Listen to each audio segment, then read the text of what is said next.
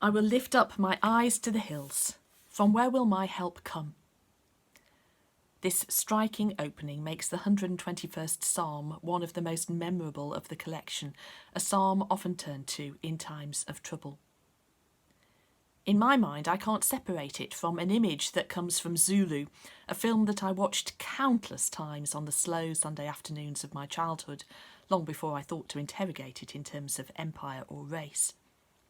In that film, a company of British soldiers, including Michael Caine in his first major film role, suddenly see the astonishing sight of thousands of Zulu warriors appear in a line along the brow of the hillside, and so begins the Battle of Rorke's Drift.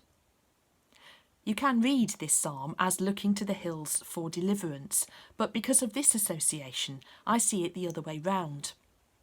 In terms of the pandemic, the coronavirus, which for weeks had seemed so far away, suddenly came over the hill from all sides, ambushing us, hemming us in, locking us down into the valley of the shadow of death. For some, the valley of the shadow of death is metaphorical. The daily statistics have been a grim reminder of the toll of this pandemic, but death has not come knocking on the door of my family. But others have been overshadowed by death in a real and immediate way, from staff working in hospitals and care homes to the 126,000 people who have been killed by the virus in the UK, and their hundreds of thousands of grieving family and friends, and of course millions of people across the world.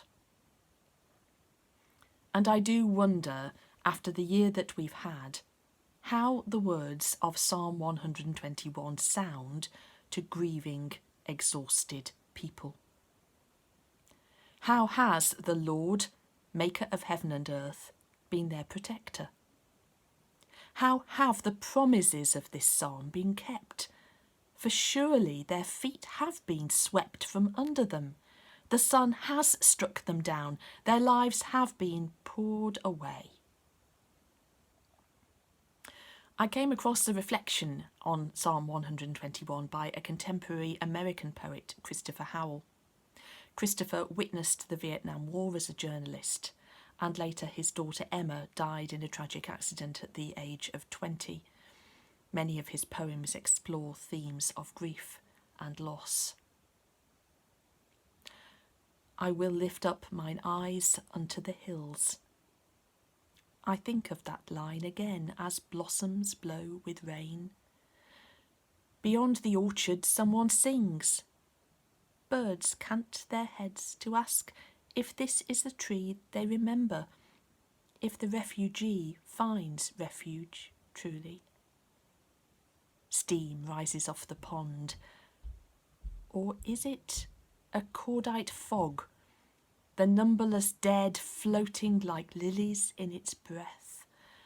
And if I do lift up mine eyes, what beauteous face, what refuge from disaster, what old beloved place? God is a tree on the moon inside us, and of its fruit shall we not eat? Our loneliness beyond all hunger says we must.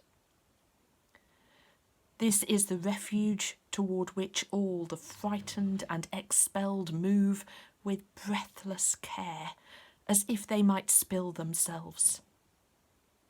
How difficult, then, to lift up one's eyes.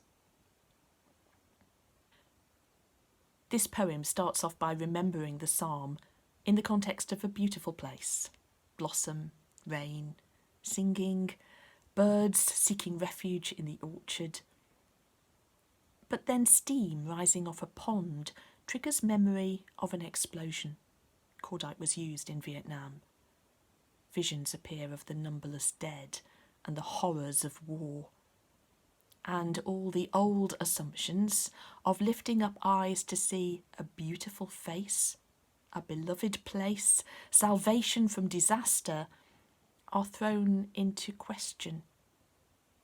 That takes the poet down a rabbit hole of doubt and fear, into images of expulsion from the Garden of Eden of people as breathless refugees, a haunting line in the context of COVID. In the middle of this comes the strangest of lines. God is a tree on the moon inside us. Can you make sense of that? I can't. God is a tree. Okay, I'll try and work with that.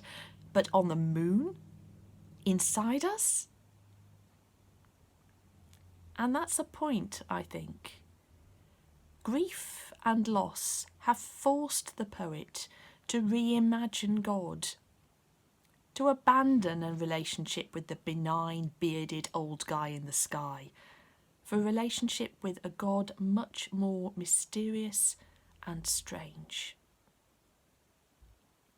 If any part of us has understood God as a personal insurance policy against disaster, then this pandemic has surely put paid to that.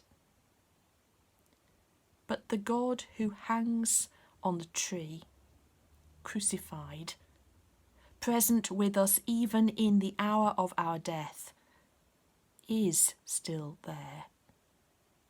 However difficult it may be to lift up our eyes to see this suffering, dying, loving God.